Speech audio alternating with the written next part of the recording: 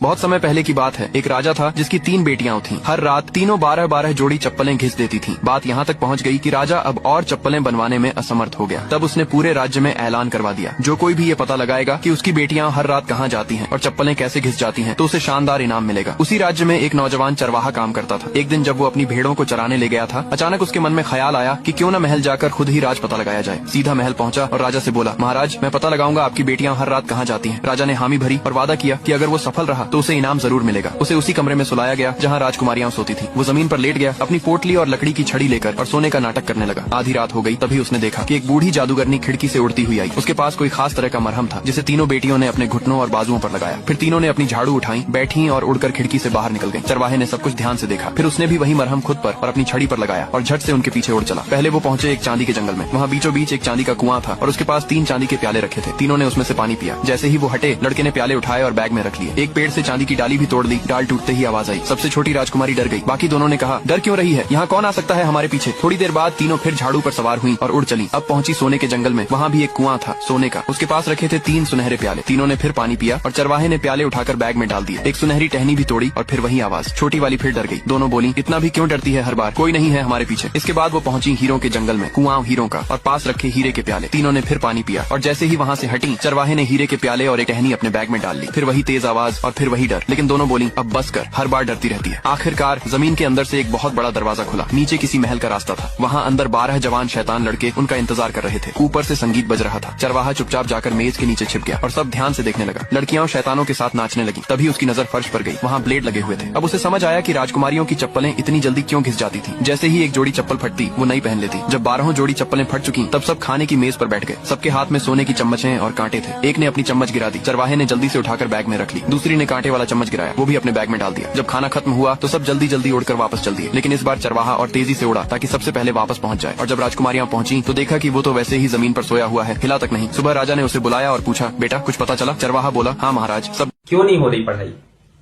Exam बगल में आ गया है, लाइफ में कुछ करना है। अगर ऐसा है